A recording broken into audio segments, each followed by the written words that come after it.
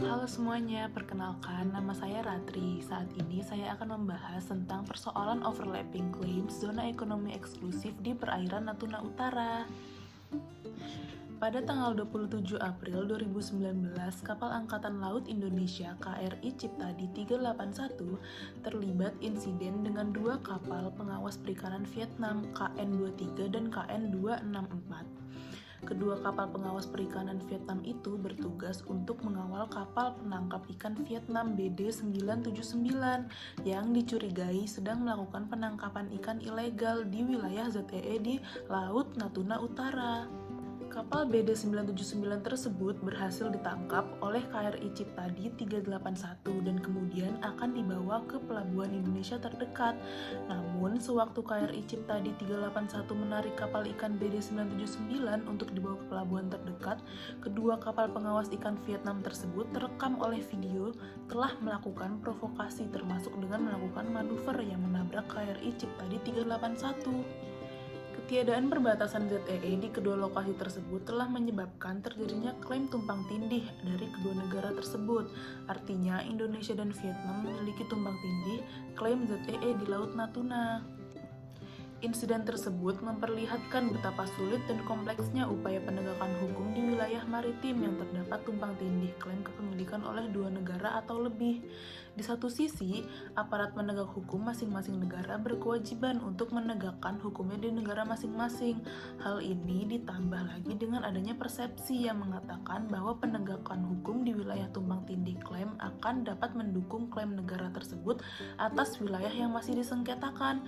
Namun di sisi lain, karena wilayah yang sama, maka insiden yang melibatkan aparat keamanan dari kedua negara tersebut sangat rentan untuk terulang lagi. Penyelesaian proses negosiasi perjanjian perbatasan antara negara-negara yang mempunyai klaim tumpang tindih di wilayah maritim tersebut adalah solusi paling utama dan terbaik untuk permasalahan seperti ini. Dengan adanya perjanjian perbatasan maritim, maka perbatasan wilayah negara telah jelas ditentukan dan diakui oleh negara tetangga serta akan mengurangi protes insiden antara aparat penegak hukum negara. Namun, untuk mencapai hal tersebut tidak mudah karena selain pertimbangan teknis dan pertimbangan hukum, isu politik dalam negeri akan menjadi pertimbangan juga. Selain itu, proses pembentukan perjanjian perbatasan seringkali membutuhkan waktu yang cukup lama. Walaupun begitu, hanya dengan perjanjian perbatasanlah potensi konflik di wilayah perbatasan bisa dikurangi.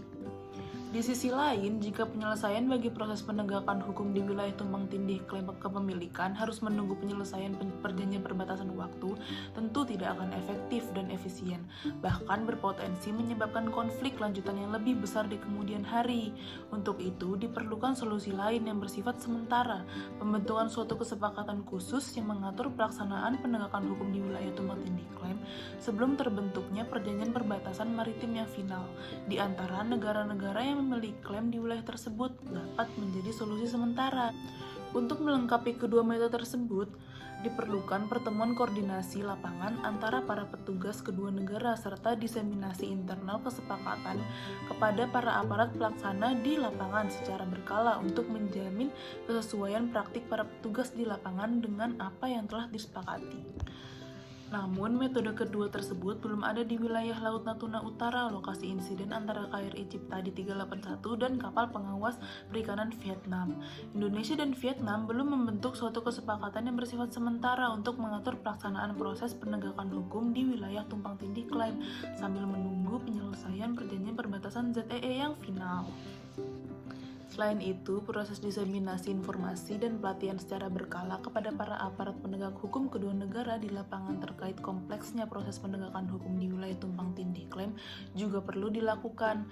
Hal ini penting untuk mengembangkan sikap menahan diri di antara para petugas di lapangan untuk mencegah konflik perbatasan seperti yang telah dilakukan oleh komandan dan awak KRI Ciptadi 381 yang mampu menahan diri untuk tidak membalas manuver berbahaya dari kapal Vietnam. Begitulah penjelasan dari saya mengenai persoalan overlapping claim zona ekonomi eksklusif di perairan Natuna Utara. Kurang lebihnya mohon maaf, terima kasih.